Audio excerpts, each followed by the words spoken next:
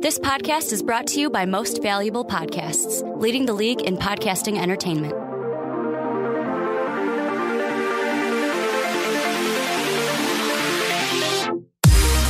What's up, everybody? Ricky Widmer here, along with, not Brandon Swanson. I'm talking some baseball today with Sean Anderson. Yeah, I'm a Sean. And this is great that you're here for the baseball topic, because I'm just going to let them know we have talked behind the scenes about potentially having a baseball podcast. Yeah, hold on, real quick. Give us names in the comments down below of what the baseball podcast should be. Yeah, because we don't have any yet. So I tried doing your idea, by the way, where you said, hey, let's take something like OBS and try to map it out that way. Yeah. I tried to see if there was an acronym or a stat that had the letters R, S, and B, because Ricky, Sean, Brandon, like in any order, and I couldn't find one. I think there might be an advanced batting stat one. Now, if it was like, if Brandon was an A, if he was Albert instead of Brandon, then we could do RSA, and it would be run scored against,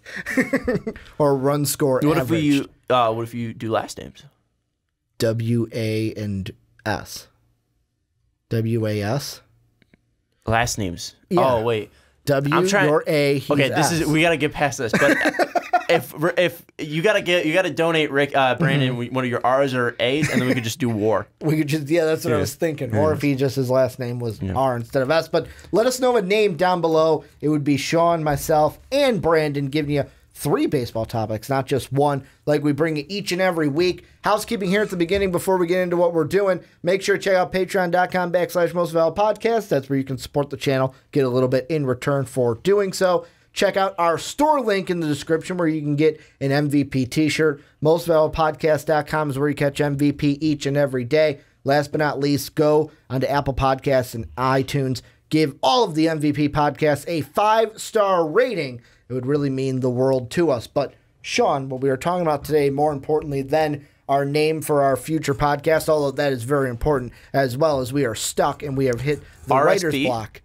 RSB. That's it? You got one. Yeah. Well, it's stolen bases, runs saved, runs above average. It's RSB. It's a lowercase r. It's an SB. Maybe we should play off of that, then. All right, cool. Maybe we should. But what we're talking about today is a fun one, because I saw this question proposed online right now. Where'd you find it? Drop it. I think it was ESPN. Okay. I think it was. I didn't want to say baseball. The four-letter network, but yeah, ESPN. But last night, the Yankees and the Red Sox were tied. Right now, as we're recording this on Wednesday, the Yankees are a game ahead of the Boston Red Sox. The Yankees just won tonight, too. And that's why. Yeah. I want to ask you... I want to ask you, basically, will the AL East be the best divisional race this season? No. Okay. I do not think so. I think it's going to be the best 2-team race between the Yankees and Red Sox. And even though Toronto is kind of in the race right now, 6.5 games back in the American League East, going with Robert Ozuna's arrest charge for domestic assault, I think that is going to definitely hurt their bullpen. Obviously going to hurt them late in game situations, and also I think they're over-succeeding a little bit. Josh Donaldson has obviously been banged up, had that nice game where he came back, had 2 home runs, but hasn't been great for the past couple of games. I didn't see his stat line for tonight. But I don't think there's enough contributors in that lineup for them to stay in that race. So I think it's going to be really Boston and New York separating themselves out from the pack, because Baltimore is one of the worst baseball teams I've seen in years. They're so bad. They don't have any pitching outside of Kevin Gausman. And then you look at Tampa Bay. And a few years ago, they were a team that was like, hey, man, they could win they could get to the wild card game.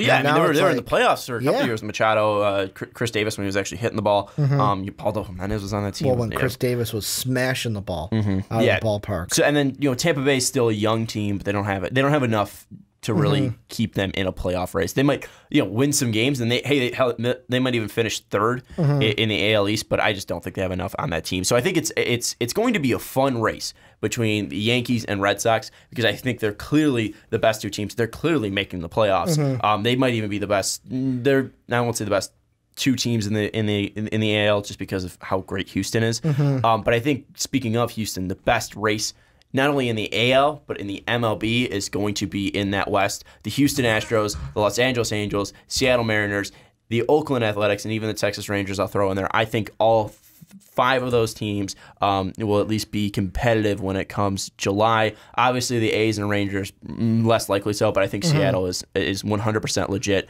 They have a fantastic lineup, absolutely deadly. Their bullpen's been really good so far. It's just a question of starting pitching. Can James Paxton, who just threw a no-hitter, and the game before just threw had 16 strikeouts in his game, can Felix Hernandez find that extra gear that he used to be able to pull into? King Felix. Can Mike Leake have enough great games like he's had over the past couple of years where he's had stretches for 5 games where he has a sub-2 ERA? I just think Seattle's biggest question is, can they find the pitching? And if Seattle's able to do so, I think that's going to be a 3-team race. I think it's going to be a pretty fun one out in the West. My answer to this is simple. No. The AL East will not be the best divisional race because here's how I see it. The AL East, like you said, will come down to the Yankees and the Red Sox. The Central, right now, it kind of looks like a 3-team race with the Indians, Twins, and Tigers. It's going to be Indians and Twins fighting that out, and the Indians are going to pull away with it. It's going to be Indians and Twins for sure, and it's the Tigers, Royals, and White Sox at the bottom of the tank. Then you've got the West, where the Angels, I agree with you, they've got a way better team than they did last year. Ohtani is giving them a much-needed boost, both pitching and hitting this year. Well, they're also healthy right now. Exactly. Garrett Richards is healthy, Skaggs is healthy. I think, though, with that one, I think that the bottom 3 kind of distance down a little bit. I think the Astros go on a streak this year and pull away from especially the bottom 3. And the Angels try to stay chipping with it. But the thing I want to go into more is the 2 races that I think will be more entertaining throughout the year than the AL East. And that's no bias here from me because my team is in this division. The NL Central is going to be the best divisional race by far because it's going to be, to me, 4 teams, maybe 3. Pirates might fall out by midseason. Pirates are definitely falling out midseason. But 3 to 4 teams fighting for not just divisional spots, playoff spots in the wild card because of what the NL could be this year. Explain to me how Pittsburgh has enough to make it to July with a winning record. Oh, I'm not saying they will. I'm just saying this is a complete. I would not be surprised if they stay around. But to me, it's the Cards, the Brewers, and the Cubs of the race. If they have a winning record by the end of May, I'll shave my eyebrows. All right, I will tell you that. All right, this team has. You might not want to make that. bet. I'll make that bet. The last time someone made that bet with me, they shaved their eyebrows. I don't care. I'll do it. Okay. Plus, we all know how you are with betting. Pittsburgh so far is not year. a talent.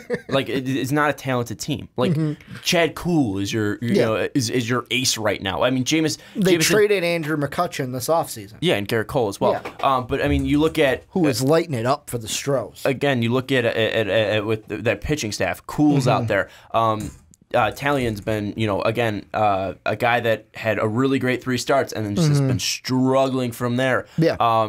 Diving in even deeper, they had Kingham came up, had a really nice first start, and they sent him back down. Most likely he's going to come back up as well. But his second start, again, we saw a little bit of cracks in the armor. He's still a young arm. There's a lot of young players on this team. I don't think Pittsburgh has enough to keep it in the gas. And then you look at St. Louis and Chicago and Milwaukee as well. That's the race. St. Louis is a team that I don't know, again, I don't see a massive change from what they were last year that's going to put them over the top. I don't see that crazy adjustment that they've made because you look at their pitching staff. Carlos Martinez is an ace. No one's doubting that. Adam Wainwright's going to get hurt again at some point. Luke Weaver's been up and down. Alex Reyes is still on the DL, probably not going to pitch this year. I don't know where St. Louis is going to find that second arm that's going to be able to keep them in this race. Their offense, again, I don't see enough coming from them right now. They have, I think, one of the lowest runs against. But again, when we talk about that pitching staff, I don't think there's enough there. And Milwaukee has so far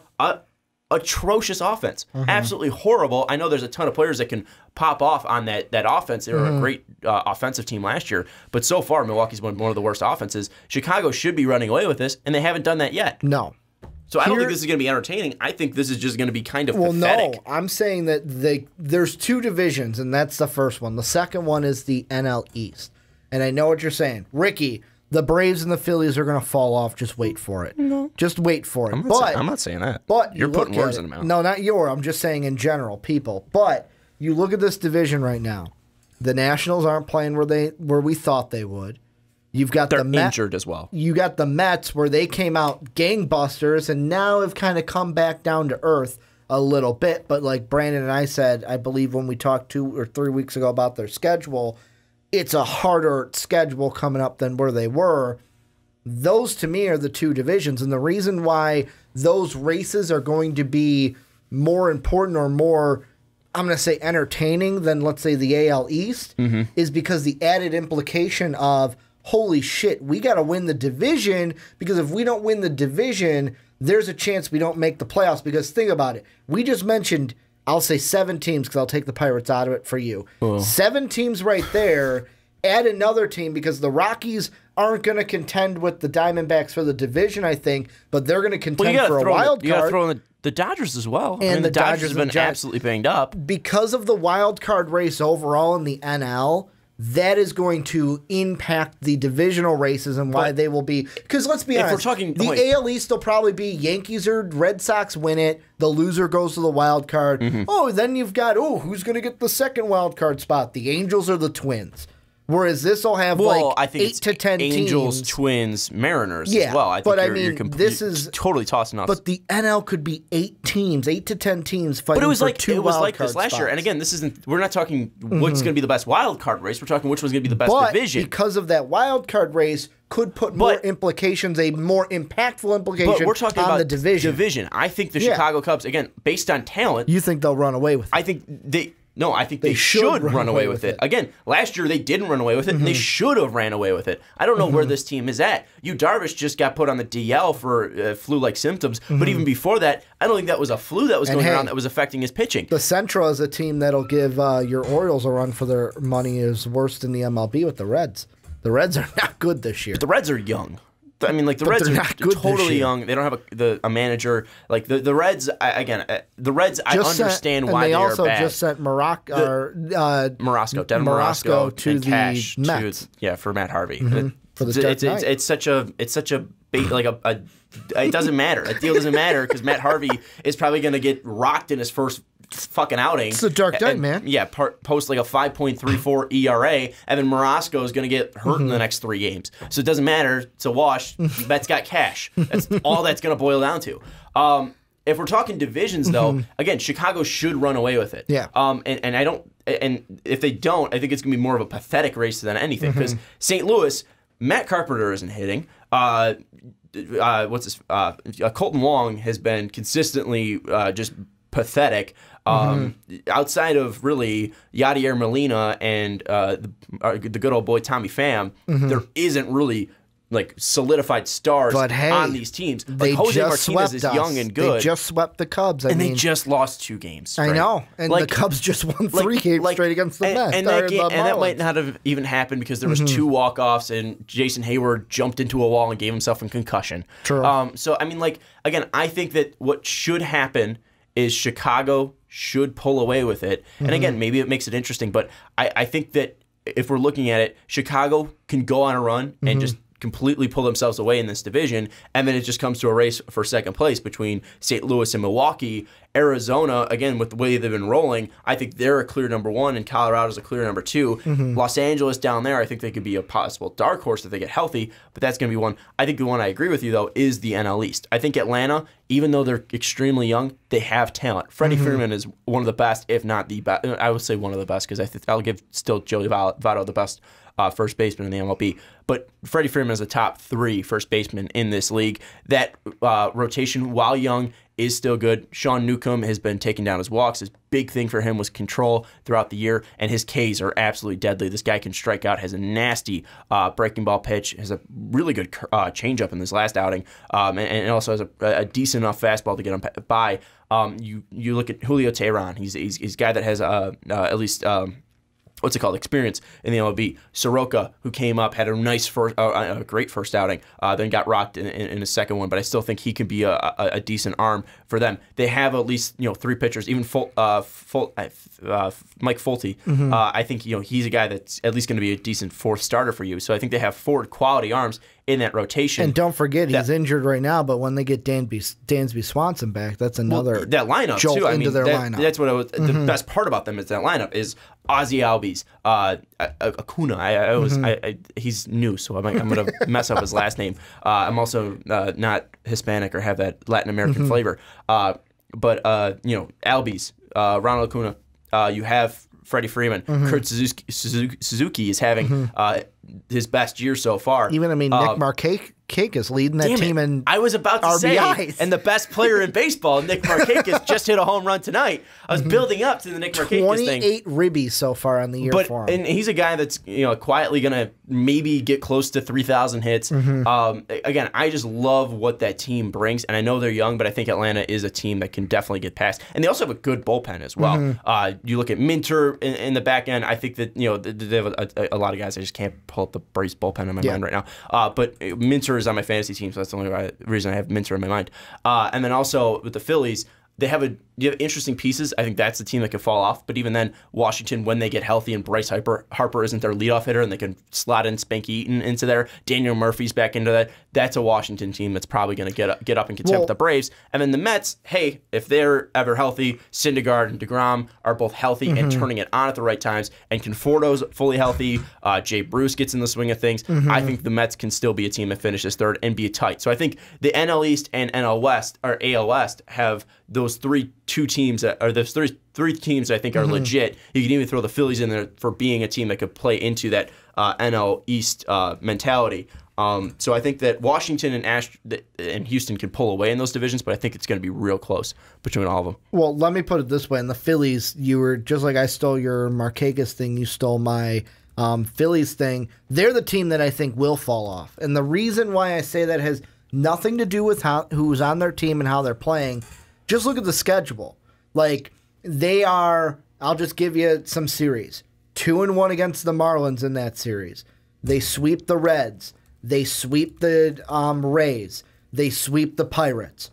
All teams that I'm not high on, you're not high on either. The Pirates are the ones where maybe we have a little bit of a difference. Because they're beating bad teams. Yeah, they're beating bad teams. Which is good. The other thing, though, is look at this. The Braves, 1-2. The Mets, 0-2, because one got postponed. Braves again, 1-2. The Diamondbacks, 1-2. The Braves, 1-2. The Marlins they just played, 1-2. The Nationals, 1-2. Except for that Marlins, because earlier on they went 2-1. But they've never been swept. They've never been swept. I mean, if they play tomorrow, which is Thursday, if they win tomorrow, they'll sweep the Giants. I have a feeling when you get onto this team, because you got to look at what's coming for them. They got a 3-game series against the Mets, then 2 against the Orioles. That'll be easy. Wait 1 second. But then you get the Cardinals for the first time. That's on the road. You get the Dodgers on the road. You're playing the Cubs then in the future. You're playing the Braves again. Like, the schedule gets tougher for them. They get Milwaukee twice in June. The Cardinals again. They play the Yankees. I feel like as the schedule ramps up, the Phillies are going to fall back because these better teams are going to beat them, and they'll only go 2-1 instead of 2-1 or sweeps. That June is terrifying. Exactly. I agree with you there. I absolutely agree with you there. But again, we're looking at that May. The Mets aren't red hot right now. They don't have healthy starters right now. But so far you're 0-2, and I know it was earlier in the year. I know it was the second. But that was also the year. red hot Mets that were started off 11-2 and had an unreal start. You're looking at that Mets series right now. They're opposed. Looking at going up against Steven Matz, who hasn't been great this year. You're looking at Syndergaard. While he has dangerous stuff, hasn't been able to put it fully together. He can be dominant any night, but you can also piece him up and get like 3 to 4 earned runs on him. And then DeGrom, even though Jacob DeGrom has unreal stuff, is an ace in this game. He's coming back from a stint at the DL because of elbow tightness. So if he's not 100%, you can rock him around. And also that Sunday matchup, you have Aaron Nola going up against him. Those are 2 aces right there, and I think you have the healthier ace and Aaron Nola. And Aaron Nola's coming off a 12K appearance, so you can take the series win against the Mets. You can sweep the Baltimore Orioles. If you go 2-2 against St. Louis, that's great. If you go 1-2 against Atlanta, that's fine, because then you go up against Toronto at home and LA. I know you brought up LA as possibly being dangerous, but again, LA's not healthy. LA hasn't been able to put it together yet. Seager's out for the year. LA has been Clayton Kershaw's in the DL. Hyun-Jin Ryu just got injured as well. Like this Dodger team is not there yet, and it looks like they're dealing with a World Series hangover. So if they get out they of didn't May, even win it. Yeah, but World Series hangover, they didn't even win it. If they get out of May and with a winning record, maybe 3 games, 4 games above 500 in May, they can afford to go on a little bit of a slide in June, because then right back in July, you have Baltimore again, you have Pittsburgh again, you have New York again, and you have Miami again. So July kind of balances itself out. And looking at the second half too, I did take a peek at the second half of the year. Guess who their first opponent out of the All-Star break is? The Reds. No, worse. Well, maybe not worse. The Padres, which still isn't a big one. Like, to me, it's like, you get Boston on the road, you get the Dodgers, but like you said, they're not like you get the Red Sox more, you get the Cubs, but it's not as jam-packed as that June. The thing with the Phillies, though, is you have, again, I know Arrieta hasn't been great so far, but he has ace material and has been an ace before. You have 2 aces on your staff. Aaron Nola's an ace. Jake Arrieta has the ability to be an ace. And then those 3 other pitchers you have on the bump, Vinny Velasquez, again, is a very young arm. It sometimes has been, pretty damn decent. You look at Zach Eflin. Again, he has some decent stuff, can win you a couple games. If he goes 500, that's great. And then you look at Nick Pivetta, has one of the nastiest breaking balls in the league. If he's on, he has the ability to win you games. And you look at that lineup, Adubel Herrera. I've been talking way too much. We just did 3 topics in a row. Adubel has been absolutely red hot. Rhys Hoskins has been slow, and that's your best hitter. If Rhys picks it up, we saw what he did at the end of the year last year. That's a power surge from Rhys Hoskins. Then you look at Nick Williams, again, young kid, 24 years old. Aaron Altair, again, has been up and down this year, but if he finds his stride, he's a good starter. Carlos Santana, veteran out there. Mikhail Franco is a decent power bat at third base. J.P. Crawford, a young and up-and-coming top prospect in their organization. Same with Scott Kingery at second base. And Cesar Hernandez is a good leadoff hitter. It's really a catcher is the only problem that I have with them, but even Jorge Alfaro has been pretty decent so far. So I look at Philadelphia, and I think they have the pieces to at least keep it rolling. Yeah, maybe they finish in 4th place, but I think they could finish above 500. Well, and just so in case someone doesn't have the schedule in front of them for June, I just wanted to reference it just before we kind of close this out, where the Phillies in June, they got 3 against the Giants at San Fran, 3 at Chicago, 3 at home against the Brewers, 3 home against the Rockies, 3 at the Brewers, 3 home against the Cardinals, 3 at Nationals, and then 3 home against the Yankees, 3 home against the Nationals, with that 4th game of the Nationals being technically July. But what I want to end this with is any other division that we haven't talked about that you think we need to give a little bit of time to and give them their due respect. Really, it's pretty much the AL Central is the only one we haven't mentioned, because I know you went into the AL West. That's a garbage fire. Well, it's really the Indians and the Twins, and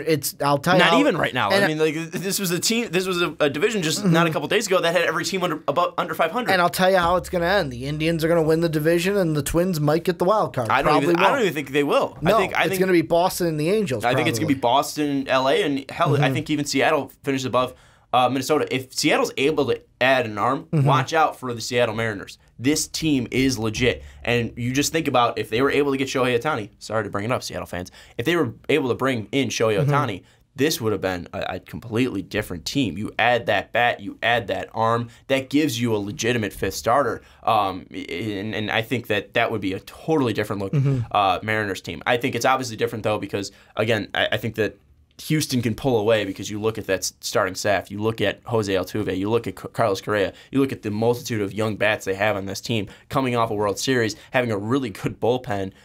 Houston has the ability to pull it away. It's just dependent on, are they still on that World Series hangover? When will Carlos Correa turn into a full-out stud? Because right now he's still batting under 300. Hasn't really had a massive year so far. But again, you look at that pitching rotation, Dallas Keuchel, Justin Verlander, Garrett Cole, those 3 are absolutely disgusting. You know what just hit me? What's that? As you were talking? So Lance McCullers as well. I have to go back and listen to this. Yeah. But I'm pretty sure I picked the Yankees as my World Series champion. Yeah. But what's humorous is that who I had them beating, and I was like, oh, they're going to be the clear favorite in the NL. the Dodgers. So yet again, another team Ricky picks in his championship for a sport decimated by injuries. Can I get this on tape just to give my predictions? All right, so I think it's quarter through the season. Yeah, but you just get them on record. Yeah, go ahead. AL East, I'll take the Yankees. Shocker. Mm-hmm. That's who I had. AL Central, I'll take the Twins. Oh, okay. AL West, AL Central, I'll take the Indians. My bad. Okay, that's what I had. I was thinking of teams. So Yankees, Indians, Astros. Shocker on those. Then I'll take Red Sox, and I'll take the Mariners. Okay. Even though Mike Trout's the best player in baseball. I had Red Sox, Twins. Then I will take, in the NL, I'll take the Nationals. Again, shocker. Then I'll take the Cubs in the Central, and I'll take the Diamondbacks in the West. And then wild card, I will take the Braves, and I will take the Brewers. Okay. Yeah, mine, I didn't have the Braves at all. I had... I think the Brewers turn it around offensively. Nationals, Cubs, Dodgers, with then the Cardinals. The way I had it was... I think it was the Giants have to play the Brewers, 1-game playoff. Brewers win to play the Cardinals, and the wild card, Brewers win. Mm-hmm. Yeah, I think it's just one thing with the Brewers. I think they're going to turn their offense around, bringing back Jimmy Nelson. I think Chase Anderson will be able to have an arm to rely on. And then also you look at that bullpen with Knebel. You look at Jimmy Jeffries. I mean, that's a pretty solid bullpen out there. So I think the Brewers will be able to turn around. I'm betting on them turning around though. So I'm also betting on Seattle getting another pitcher. This is where you guys come in. Let us know what you think down below about. I'm actually going to change this on YouTube. By the way, the title's not going to be will the AL East, because we barely talked about the AL East. It's just going to be which MLB division will be the best divisional race of 2018. Okay. Because we didn't. I don't want people to come thinking we talked Yankees and Red Sox the whole time. I think it's going to be the most exciting one to watch, because the Yankees and Red Sox are two phenomenal teams, and the rivalry between them. So yeah, I mean that's going to be exciting to watch. But overall, I don't think it's going to be the best division. There's some great baseball outside of New York and Boston. Yeah, I mean, L.A., you almost said Los Angeles, but they're I was just thinking New York and L.A. because they're the biggest markets. But this is where you guys come in. Let us know which division you are looking for as the best divisional race this year. Also, for that baseball podcast we mentioned at the beginning, let us know what name that you would call it. I mean, I would love to crowdsource a name to take the pressure off of me, because coming up with names for things sucks. I don't know if you guys ever have done it, but I hate it. Because all you do is think about it, and then you're like, is that a good name? Is this a good name? I'll tell you this, the onside kick, neither Dave or I came up with it. It was one of the DJs at my college said, hey, how about the onside kick? And I went, I like that. We're going to use that. Just real quick, also make sure it's untaken already. Yeah, make sure it's untaken. Well, that's on ours. That's on us. Well, people have tried to take most valuable podcast or just do like most valuable podcast. Yeah. And also do like, there's some fast breaks that pop up as well. You're like, no, that's us. Yeah, come on, do research. We're the original. But thank you guys for listening on YouTube.